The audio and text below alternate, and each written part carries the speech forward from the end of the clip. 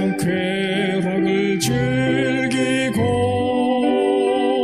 저 흉악한 죄에 빠져서 큰 구원 못 받았네. 오 사랑의 구주님, 내 마음 원합니다. 얻으셔서 나와 함께 계셔 내 생명이 되소서. 죄악의 줄 인생을 심히 불쌍히 여기사 주 천국의 영광 버리고 이 세상에 오셨네. 오 사랑의 구주님, 내 마음 원합니다. 곧 뜨셔서 나와 함께 계셔 내 생명이 되소서. 홍포를 입은 구주는 가시면류관 쓰시고 저 십자가 높이 달리사 그 아픔을 참았네. 오 사랑의 구주님, 내 마음 원합니다. 곧 뜨셔서 나와 함께 계셔 내 생명이 되소서. 미련한 이내 인생은 주의 공로를 모르고 그 뜨거운 사막 가운데 늘 헤매고 다녔네. 오 사랑의 구주님, 내 마음 원합니다. 곧 뜨셔서 나와 함께 계셔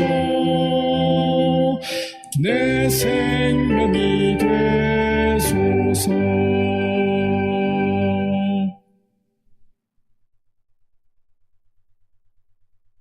하늘에 계신 아버지, 사랑과 은혜로 충만한 기쁜 안식일을 맞이하여 아버지 앞에 저희들 다시 모였습니다. 예수님 안에서 하나님의 자녀가 되게 하시고 아버지라 부르게 하신 놀라운 사랑에 감사를 드립니다. 지난 한 주간도 저희들이 살아갈 수 있도록 힘이 되어주시고 매 순간 호흡을 불어넣어 주셔서 저희들 살아갈 수 있었습니다. 진심으로 감사드립니다. 그러나 혹시 육체의 고통으로 여러 질병으로 인해서 숨쉬기조차 어려운 우리의 형제 자매 있으면 아버지 이 시간 기억하여 주시고 더 큰 사랑과 갑절의 은혜로 함께하여 주시기를 기도합니다. 저희들이 이렇게 살아가는 소소한 일상이 아버지의 크신 은혜의 결과인 것을 인하여 감사와 찬송을 드립니다. 안식일 시작하는 이 시간에 저희들 마음 깊이 하나님께 대한 감사와 찬양을 마음에 품고 아버지 앞에 모였사오니 우리의 마음에 큰 은혜를 입혀주셔서 예수님께서 아버지와 하나이심을 아셨던 것처럼 저희도 아버지와 예수님과 성령님과 온전히 하나인 것을 믿을 수 있도록 일깨워 주시옵소서. 그래서 온전한 예배와 감사로 아버지께 영광을 돌릴 수 있도록 이 시간 함께하여 주시고 이끌어 주시옵소서. 말씀 증거하실 목사님 위에 성령으로 충만케 기름 부어 주시고 저희들이 능히 감당할 수 있는 놀랍고 귀한 하늘의 메시지를 증거할 수 있도록 역사하여 주시옵소서. 이 시간 온전히 우리 마음을 열고 아버지를 바라봅니다. 우리에게 마음껏 축복하시고 은혜 나려 주시옵소서. 예수님 이름으로 감사하며 기도합니다. 아멘.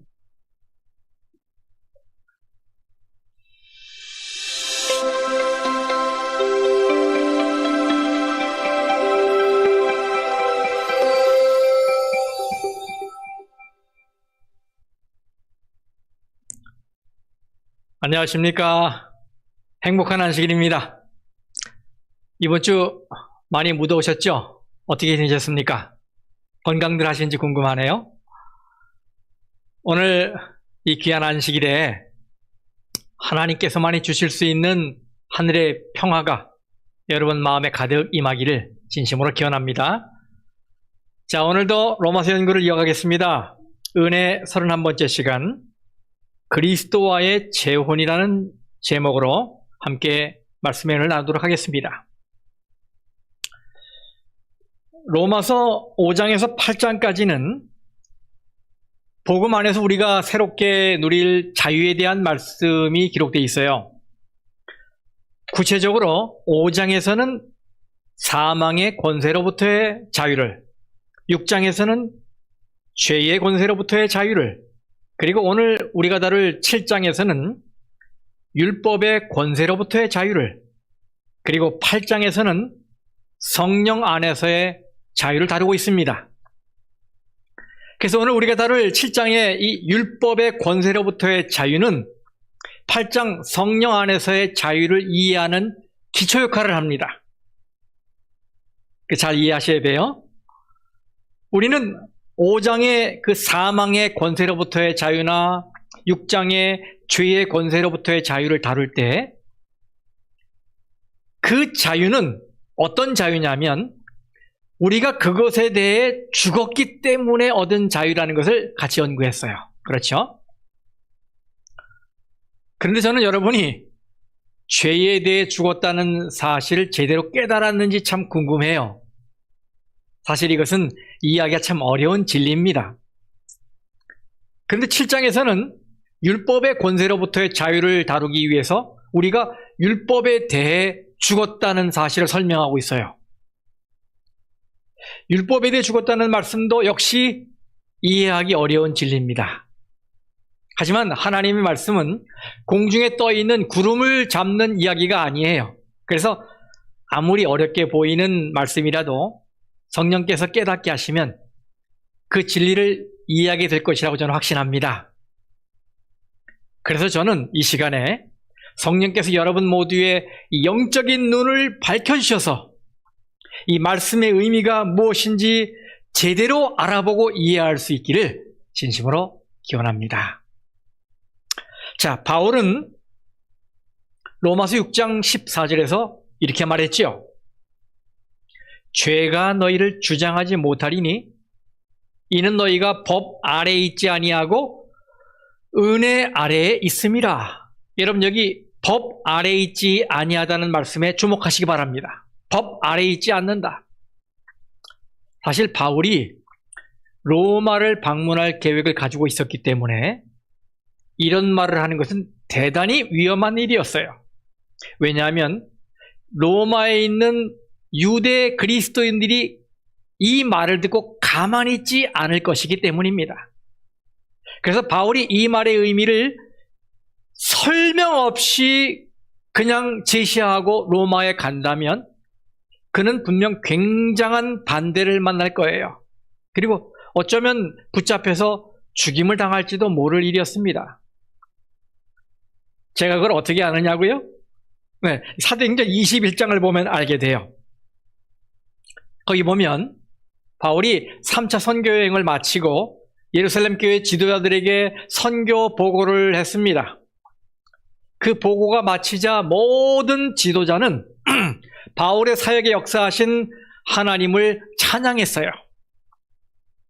그 후에 총회 의장인 야고보와 또 그 주변 지도자들은 아주 열성적인 유대 그리스도인들, 즉 유대교에 있다가 그리스도인이 된 그들 사이에 바울에 대한 안 좋은 소식이 퍼지고 있다고 전해줍니다. 그것은 그들이 바울에 대해 무서운 적대감을 가지고 있다는 것이었어요. 그 이유는 바울이 모세가 전해준 율법을 무시하고 또 하나님을 배반하고 있기 때문이라는 거예요. 사실 바울은 율법을 부정한 적이 없지요. 그런데도 바울에 대해서 그런 공격을 하고 있었던 것입니다. 그러면서 이 야고보와 지도자들은 바울의 신변이 걱정돼서 한 가지 충고를 해줬어요. 그것은 바울에 대해 오해하고 있는 유대인들을 위해서 바울이 친히 이 선한 사람 4명과 함께 머리를 깎고 정결 예식을 행해서 바울이 율법을 반대하는 것이 아니라는 것을 좀 보여주라는 거예요. 그런데 이 최선이라고 생각한 이 충고가 역효과를 냈습니다. 그들의 충고대로 바울이 정결 예식을 마치고 성전에 들어갔을 때 난폭한 유대인 무리가 그를 강제로 붙들었습니다. 그리고 그때로부터 이 바울의 자유로운 삶이 끝납니다. 그 이후 그는 감옥을 옮겨 다니다가 결국 최후를 맞이하게 돼요. 그래서 바울이 너희는 법 아래 있지 않다라고 말하는 건 자신을 곤경에 빠뜨리고 큰 위험에 처하게 할 발언이었어요. 그러므로 그는 왜 자기가 그런 말을 했는지 설명해야 했습니다. 그런데 바로 그 설명이 오늘 우리가 다룰 로마서 7장이에요. 그는 여기서 우리가 어떻게 율법에서 구원을 받았으며 왜 구원을 받았는지를 설명합니다. 특히 오늘 우리가 다룰 1절에서 6절까지 말씀에는 우리가 어떻게 율법 아래에서 구원받는지를 설명하는 것입니다. 여기서 바울은 자신의 말을 증명하기 위해 재미있는 예증을 하나 들고 있습니다. 1절부터 3절까지의 말씀을 읽어보겠습니다.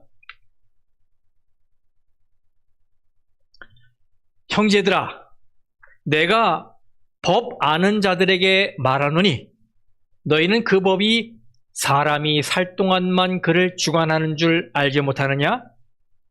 남편 있는 여인이 그 남편 생전에는 법으로 그에게 매인바 되나? 만일 그 남편이 죽으면 남편의 법에서 벗어나느니라. 그러므로 만일 그 남편 생전에 다른 남자에게 가면 음녀라. 그러나 만일 남편이 죽으면 그 법에서 자유롭게 되나니 다른 남자에게 갈지라도 음녀가 되지 아니하느니라. 예로부터 결혼을 일륜지 대사라고 했지요. 사람이 살아가면서 하는 일 중에 가장 큰 일이라는 의미예요. 정말로 생각해 보세요, 여러분. 전혀 다른 두 사람이 만나 결혼을 해서 한 몸이 되는 건 신비 중에 신비 아닙니까? 일단 이 두 사람이 결혼하게 되면 그때부터 그들은 상대에게 법적으로 예속됩니다. 다른 말로 서로에게 매이게 되는 거예요. 그래서 남편이나 아내가 살아있는 한 그 배우자는 다른 이성과 결혼할 수 없습니다. 그렇죠? 그런데 결혼 생활을 하다 보면 아무리 이해심이 많은 부부라도 서로 의견 충돌이 일어날 때가 있어요. 물론 대부분의 부부싸움은 칼로 물베기라고 하잖아요. 여러분, 물을 칼로 벨 수 있습니까? 배도 다시 합쳐지잖아요. 마찬가지로 부부싸움은 칼로 물베기, 즉 다시 화합하기 쉬워요. 그러나 아주 극단적일 때는 결혼관계를 끊고 이혼하기도 합니다. 그런데 성경에서 이혼을 허용하는 경우는 아주 제한적이기 때문에 믿음을 가진 사람이라면 이 또한 고민거리가 아닐 수 없어요. 하지만 배우자가 사망하면 문제는 달라집니다. 남편이 죽으면 아내는 법적인 구속에서 자유롭게 돼요. 아내가 죽으면 남편도 법적인 구속에서 자유롭게 됩니다. 그렇게 되면 남아있는 상대는 아무런 제약 없이 재혼할 수가 있어요. 이거는 성경의 법으로도 보장되어 있는 것입니다. 그렇습니다. 여기서 중요한 것은 죽음은 서로 간의 모든 약속을 말소시켜버린다는 것입니다. 그래서 배우자가 죽으면 남아있는 자는 더는 이 서약의 책임을 지지 않아도 되는 거예요. 근데 우리 한국 사람들은 이 정이 많잖아요. 그래서 이런 이야기를 들으면 언짢아 해요. 특히 남성들보다는 여성들이 더 그런 것 같아요. 대부분 아내가 죽자마자 곧바로 재혼하는 남자 이야기를 들으면 가만히 있지를 못해요. 세상에 그런 짐승 같은 인간이 어디 있어? 아이고, 죽은 사람만 불쌍하지.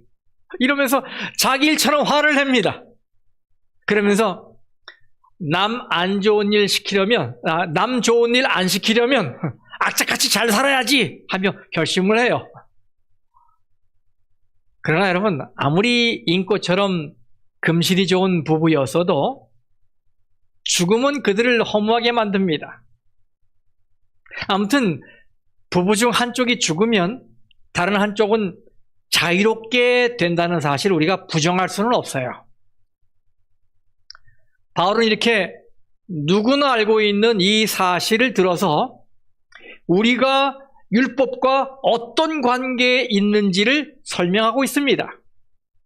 자, 로마서 7장 1절 말씀을 읽겠습니다.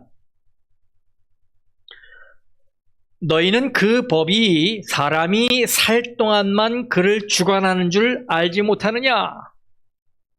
우리는 살아있는 한 법의 지배를 받습니다. 그렇지만 죽으면 그 법의 구속에서 벗어납니다.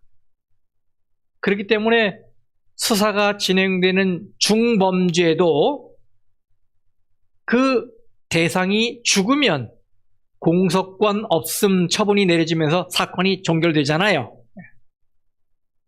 자, 이제 여러분 바울의 예정을 좀 들어보십시다. 2절 3절 남편 있는 여인이 그 남편 생전에는 법으로 그에게 매인바 되나, 이해되시죠? 그 남편이 죽으면 남편의 법에서 벗어나느니라. 그러므로 만일 그 남편 생전에 다른 남자에게 가면 음녀라. 그러나 만일 남편이 죽으면 그 법에서 자유롭게 되나니 다른 남자에 갈지라도 음녀가 되지 아니하느니라. 바울이 결혼 제도를 예증으로 사용해서 설명하려는 요지는 분명하고 간단합니다. 그것은 뭐냐? 바로 법은 사람이 살아있는 동안만 그 사람을 주관한다는 거예요. 저는 이 시간에 이 바울의 예증을 조금 더 확대해서 제가 풀어보겠습니다. 여러분 잘 이해해 주시길 바라요. 이거는 한 예입니다. 그리고 바울이 뭘 얘기하려고 하는지 여러분 이 이야기를 통해서 따라오시기 바랍니다. 한 여인이 자기의 남편과의 결혼 생활을 회고해 보았습니다. 그랬더니 남편이 자기에게 했던 서운한 일들, 이 점들이 막 생각이 나는 거예요. 따져보니까 한둘이 아니에요. 첫째, 남편은 참 몰인정한 사람입니다. 예를 들어 아내가 찌개를 끓이던 중에 갑작스런 친구의 전화를 받고 전화를 하는 동안에 이 찌개가 시커멓게 타버렸습니다. 집안에는 탄 냄새가 진동을 합니다. 그러자 남편은 방 안에서 뛰어나와서 정신줄 바로잡으라며 무지막지한 욕설을 아내에게 쏟아부어요. 사실 늘 그런 것도 아니고 어쩌다 한번 실수한 건데 그걸 용납하지 않는 것입니다. 가만히 생각하니까 남편은 정말 이해심도 없고 배려심도 없고 동정심도 없어요. 오히려 남편이 무섭습니다. 자, 둘째, 남편은 절대로 아내를 돕지 않습니다.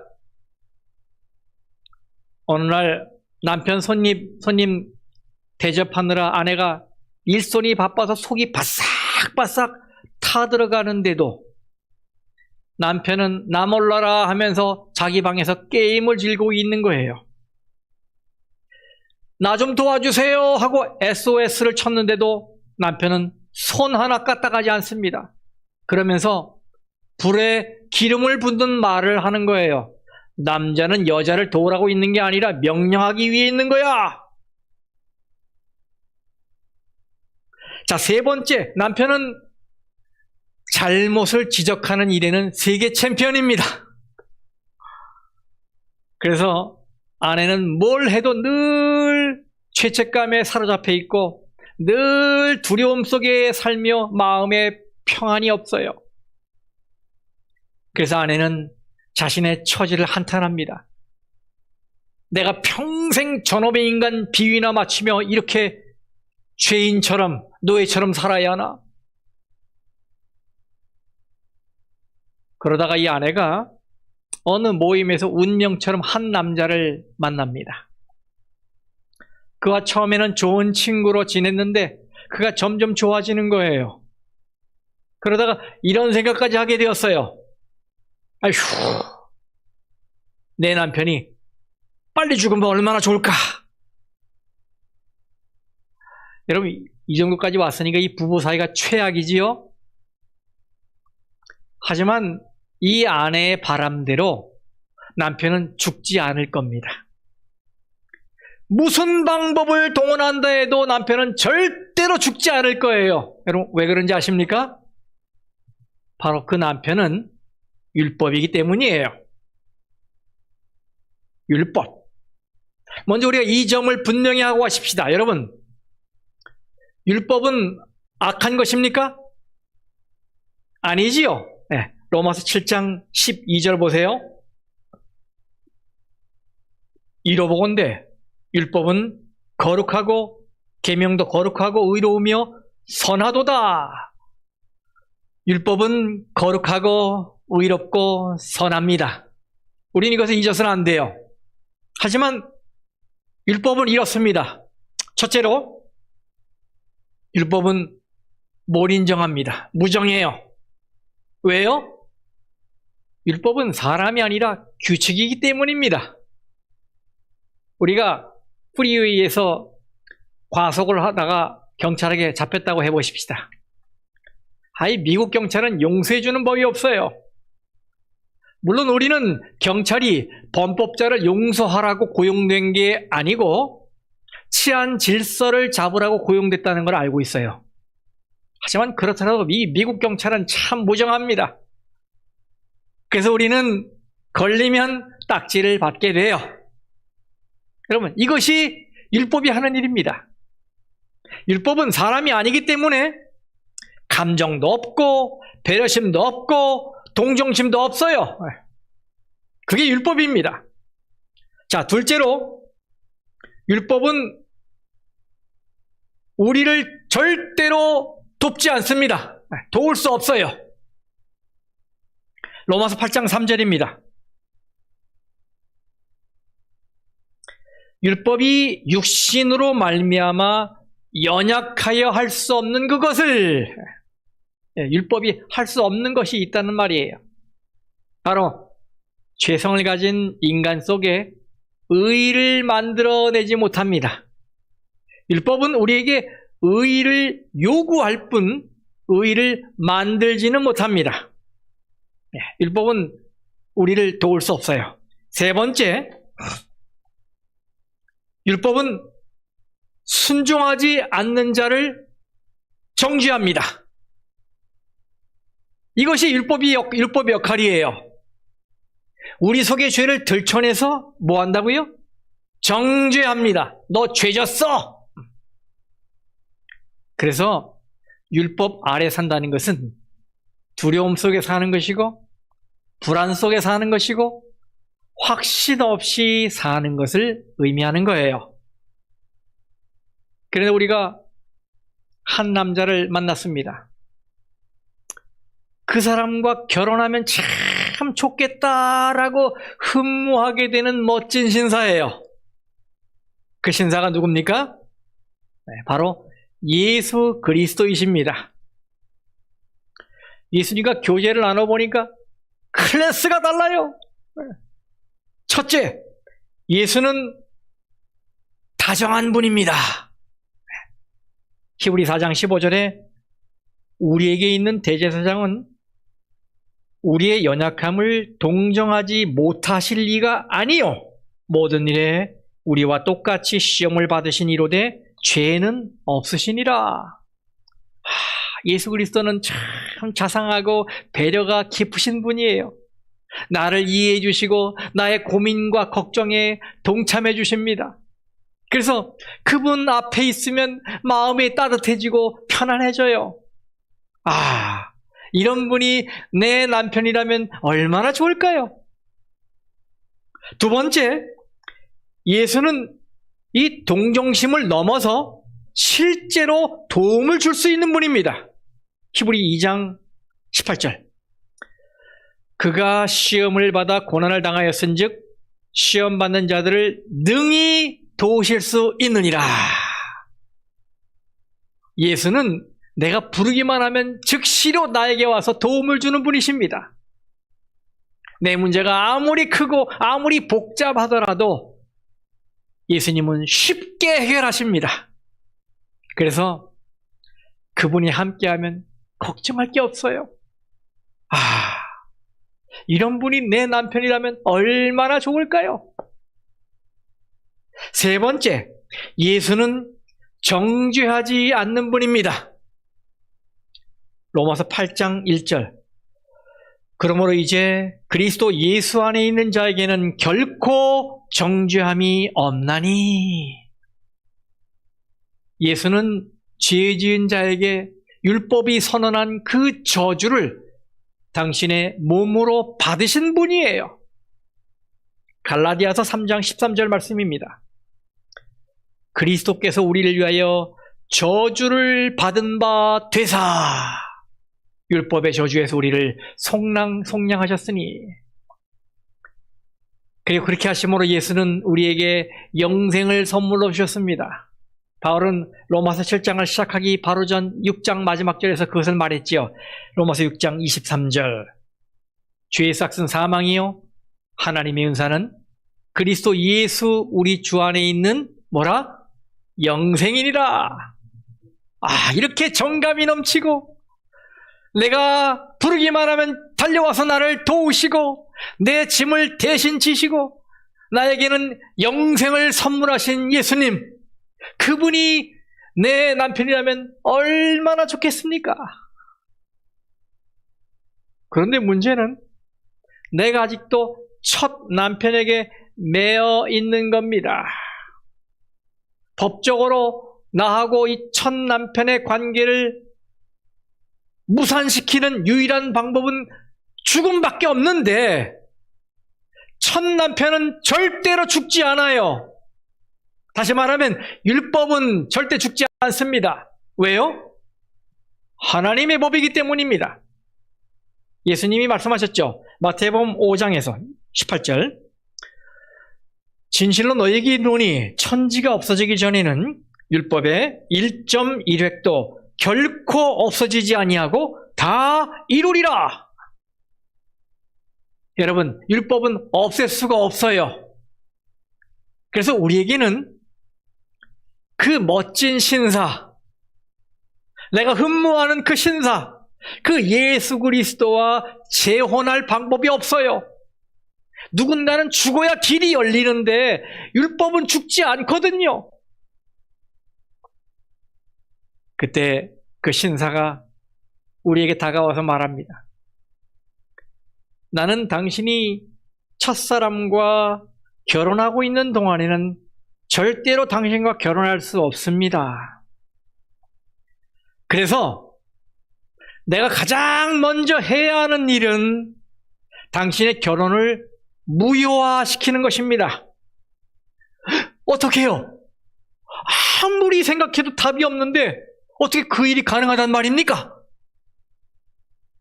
그때 신사가 말합니다. 나에게 해결책이 있습니다. 그것은 당신이 죽는 것입니다. 네? 제가요? 제가 죽어야 된다고요? 여러분, 로마서 7장 4절 말씀을 보세요. 이것이 해결책이에요. 그러므로 내 형제들아, 너희도 그리스도의 몸으로 말미암아 율법에 대하여 죽임을 당하였으니, 성도 여러분, 그리스도를 내 남편으로 모시기 위해 죽어야 하는 것이 바로 나의 옛사람이라는 사실을 주목하시기 바랍니다. 바울의 예증에서는 이 여인이 남편이 죽기를 바랬어요. 그런데 이 적용에서는 죽는 사람이 남편이 아니고 여인입니다. 저는 여기서 여러분이 혼란을 느낄 수도 있다고 생각해요. 하지만 여러분, 이것을 기억하십시오. 사도 바울이 부부의 예를 든 것은 남편과 아내 중에서 어느 쪽이 죽었는가를 밝히려는데 그 목적이 있는 게 아니고, 누가 죽든 죽음이라는 것이 둘 사이의 모든 관계를 끊는 것이라는 것을 말하려는 거예요. 아시겠죠? 다시 말하면 바울이 든 이 예증과 또 바울이 한 이 적용이 딱 들어맞지 않더라도 원칙은 그렇다는 말이에요. 그래서 하나가 죽으면 둘 다 서로의 관계에서 완전히 자유로워진다는 것을 말하려는 것입니다. 근데 적용을 해보니까 죽어야 되는 게 누구예요? 첫 남편, 율법이 아니라 누구요? 나! 우리는 로마서 6장에서 그리스도의 십자가에서의 죽음은 곧 우리의 죽음이었다는 것을 알게 되었지요. 우리는 믿음으로 예수 그리스도의 죽음에 참여했습니다. 그리고 침례라는 예식을 통해 예수님의 죽으심과 장사 지내심과 부활하심에 연합했음을 공개적으로 고백했어요. 그래서 우리는 독신이 아닙니다. 신앙 안에서는 그 누구도 독신이 아니에요. 독신이 없어요. 어떤 경우든지 우리는 결혼한 사람들입니다. 그 대상이 율법이든 혹은 그리스도이든 말입니다. 여기 7장 4절 말씀 보세요. 그러므로 내 형제들아, 너희도 그리스도의 몸으로 말미암아 율법에 대하여 죽임을 당하였으니, 이는 다르니 곧 죽은 자 가운데서 살아나신 이에게 가서 우리가 하나님을 위하여 열매를 맺게 하려 함이라. 여러분, 이 말씀에서 이는 이라는 단어가 참 중요합니다. 왜냐하면 그 다음 말씀은 하나님이 우리를 율법에서 벗어나게 하신 목적이 무엇인지 가르쳐 주기 때문이에요. 자, 그럼 여러분, 하나님이 우리를 율법에서 벗어나게 하신 목적이 무엇일까요? 이 성경에 보니까 다르니 곧 죽은 자 가운데서 살아나신 이에게 가서 라고 했어요. 여기 다르니가 누구예요? 예수 그리스도이시죠. 여러분, 우리가 시집간다라고 표현을 쓰잖아요. 시집간다. 근데 여기서는 뭐라고 썼어요? 죽은 자 가운데서 살아나신 이에게 가서 이렇게 표현했어요. 다시 말하면 예수와 결혼하게 해서라는 말이에요. 그러면 우리가 예수와 결혼하게 하신 목적은 무엇일까요? 우리 마음 내키는 대로 살게 하시려고요? 아니지요. 로마서 7장 4절 말씀 보세요. 우리가 하나님을 위하여 열매를 맺게 하려 함이라. 네, 하나님을 위하여 열매를 맺는 삶을 살도록 하기 위함이란 거예요. 뭐가? 우리를 율법에서 벗어나게 하신 이유가, 그 목적이. 그럼 여러분, 이것은 우리 스스로 맺는 열매일까요? 우리 요한복음 15장으로 좀 가보십시다. 거기서 우리의 이 둘째 남편 예수님이 이 열매에 대해 뭐라고 말씀하시는지 좀 살펴보겠습니다. 우리는 첫 남편 율법과의 결혼 생활에서는 해야 할 일이 뭔지, 하지 말아야 할 일이 뭔지, 이런 걸 따져가면서 이 규칙을 지키기 위해 애를 썼어요. 고역이었죠. 그래서 얻은 열매가 무엇이었습니까? 자, 요한복음 15장 4절 5절 보겠습니다. 가지가 포도나무에 붙어있지 아니하면 스스로 열매를 맺을 수 없음같이 너희도 내 안에 있지 아니하면 그러하리라. 나를 떠나서는 너희가 아무것도 할 수 없음이라.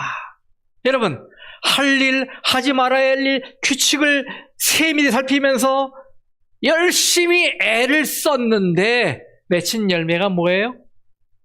Nothing. 아무것도 맺히질 못했어요. 허무지요, 허무. 그것을 바울은 이렇게 표현했어요. 로마서 7장 5절에 우리가 육신에 있을 때에는 율법으로 말미암는 죄의 정욕이 우리 지체 중에 역사하여 우리로 사망을 위하여 열매를 맺게 하였더니, 여러분, 회심하기 전에 우리가 맺는 열매는 사망이었어요. 사망. 이렇게 허무할 수가 있습니까? 왜요? 죽음은 모든 걸 다 재료로 만들어 버리잖아요. 허무한 거예요, 허무한 거.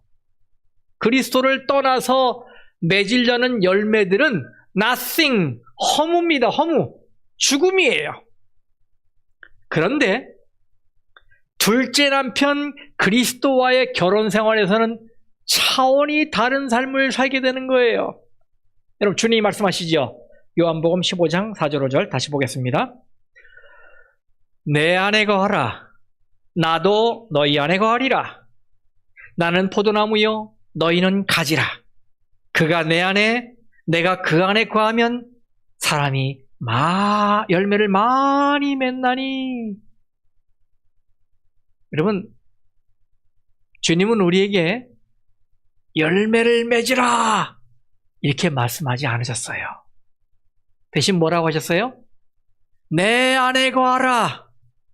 나도 너희 안에 거하리라. 무슨 말씀이에요? 우리 하나가 되자 이 말이잖아요. 결혼관계.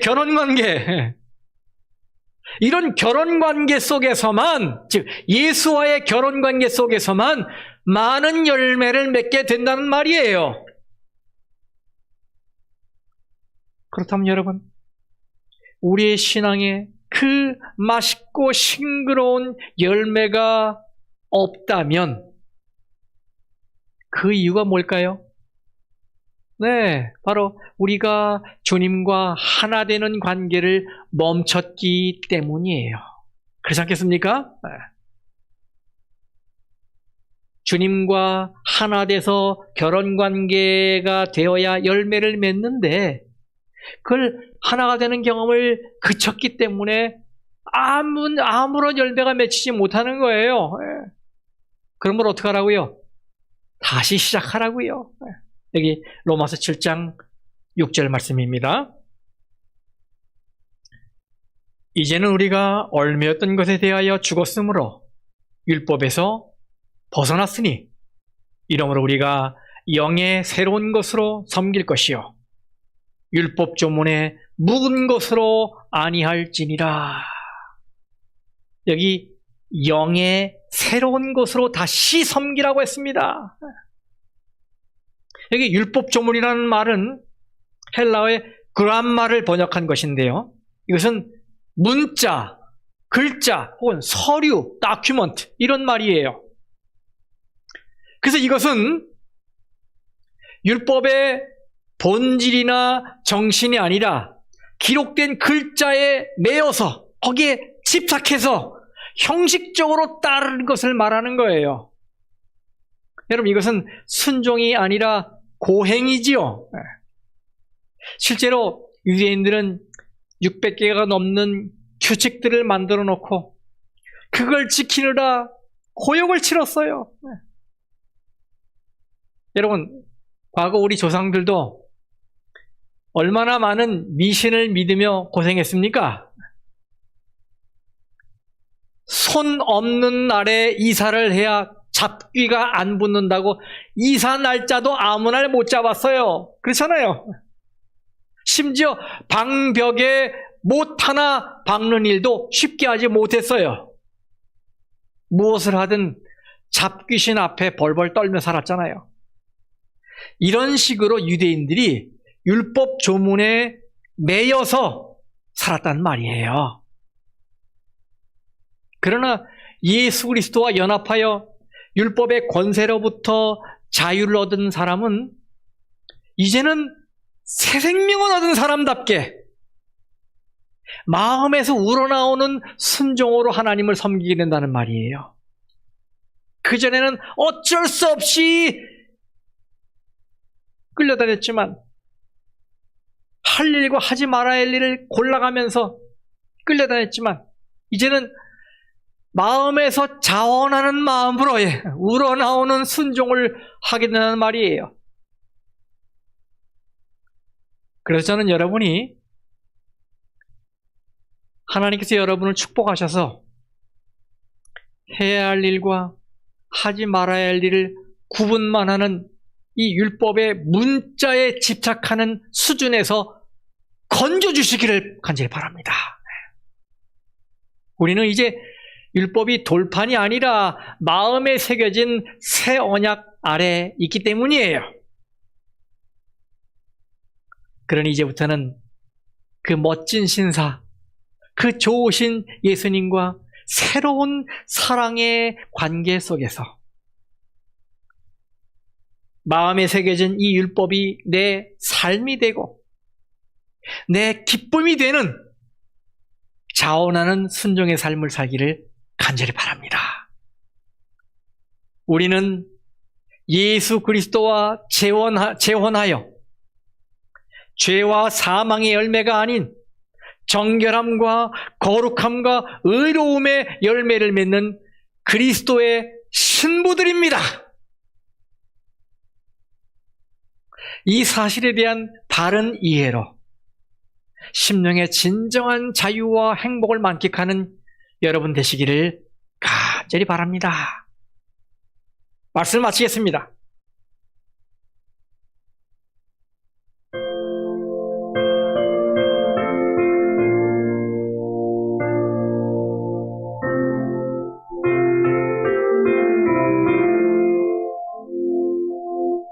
죄짐 맡은 우리 구주 어찌 좋은 친구인지 걱정 근심 모든 것을 구한 사람 복 받네 주께 굳지 않는 복을 얻지 못하네 사람들이 주님 앞에 어찌 아니고 하나 시험 걱정 모든 괴로움 없는 사람 누군가 부질없이 낙심 말고 기도드려고 하세 이런 진실하신 친구 찾아볼 수 있을까 우리 약함하는 주께 어찌 아니고 하나 근심되는 중한 짐을 아니 진자 누군가